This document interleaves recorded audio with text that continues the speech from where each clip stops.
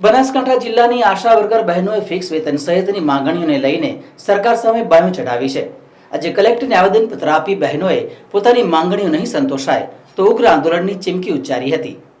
બનાસકાંઠા જિલ્લાની આશા વર્કર બહેનોએ પોતાના પડતર પ્રશ્નોને લઈને અવાજ ઉઠાવ્યો હતો। બનાસકાંઠા જિલ્લાની આશા વર્કર બહેનો આરોગ્ય ક્ષેત્રે અસરકારક સેવાઓ આપી રહી છે। પોલિયો નાબૂદી, બાળ મૃત્યુ કે માતાના મૃત્યુ દર ઘટાડવામાં તેઓની ભૂમિકા રહી છે।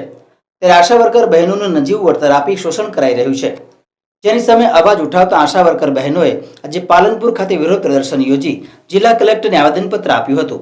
આશા બહેનો બધા ભેગા થયા કલેક્ટર સાહેબને આવેદનપત્ર આપવા માટે। આવેદનપત્ર આપવાનું મારું એક જ કારણ છે કે અમને સરકાર મામૂલી ઇન્સેન્ટિવ આપે છે, એટલે અમારું કહેવાનો મતલબ એમ જ છે કે સરકાર અમને લઘુત્તમ વેતન આપે। જે આશા બહેનો છે જે આરોગ્યલક્ષી પાયાની કામગીરી બહેનો કરે છે, જે કામગીરી કરી અને આશા બહેનો ઇન્સેન્ટિવ લે છે એનાથી ડબલ ઇન્સેન્ટિવ અધિકારીઓનું થતું હોય। અમે સરકાર જોડે કોઈ લાખ રૂપિયા પગાર માંગતા નહીં, પણ અમે સરકારને અમારે એવું જ કહેવાનું કે અમને લઘુત્તમ વેતન ફિક્સ કરો। અત્યારે કોરોના મહામારી જ્યારે પરિસ્થિતિ બની હતી ત્યારે આશા વર્કર બહેનોએ પોતાના જીવની પરવા કર્યા વગર કોરોનામાં કામ કર્યું છે। જે બહેનો એક્સપાયર થઈ ગઈ એ લોકોને કશું વળતર મળ્યું નથી। એ છતાંય બી એમ કે અમે અત્યારે જે ટેકોની કામગીરી હતી ઓનલાઈન આવી HBNC ને HBYC ની એ કામગીરી જે અમુક ગામડાની બહેનો છે એ લોકોને આવડતી નથી, બરોબર। અમે લોકો શીખવાડીશું, કરાવીશું એમના જોડે, પણ તો અમારી માગણી એમ કે અમને ઓનલાઈન કામગીરી કરશું, પણ અમને જે સરકાર ફિક્સ વેતન આપે તો અમે ઓનલાઈન કામગીરી કરવા માટે તૈયાર છીએ। બાકી જો સરકાર અમારી માગણી નહીં સ્વીકારે, અમને લઘુત્તમ વેતનમાંથી એમ કે ફિક્સ વેતન આપે અને પ્લસ વર્ગ 4 માં અમારી નિમણૂક કરે। આજે અમે બનાસકાંઠા જિલ્લાના તમામ આશા વર્કર બહેનો અમારી ફિક્સ વેતન અને લઘુત્તમ વેતનની માંગણી માટે આવ્યા છીએ। સરકારના બહેરા કાનો સુધી અમારો અવાજ પહોંચાડવા આવ્યા છીએ। જે અમારી વર્ષોની માંગણી છે, જે બંધારણનો અધિકાર છે, જે સરકાર હજુ સુધી પૂરો નથી કર્યો। અને તાજેતરમાં હમણાં જ આશા વર્કર બહેનોનું ઓનલાઈન કામગીરી ટેકોમાં કરવાનું કહ્યું છે, HBYC અને HBNC।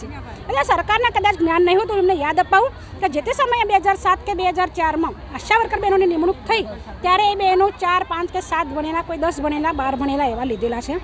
તો આ ઓછું ભણેલા બહેનો ઓનલાઈન કામગીરી કેવી રીતે કરી શકશે? અમુક અંતરાળ ગામડામાં નેટવર્કનો પણ પ્રોબ્લેમ છે। આ બહેનોનો મોબાઈલ સ્માર્ટફોન આપવામાં આવ્યા નથી, તો આ બહેનો ફક્ત એક લેટર બનાવી દઈ અને આશા વર્કર બહેનોને HBYC નો ઓનલાઈન કામગીરીનું ફરમાન કરી દેવામાં આવ્યું।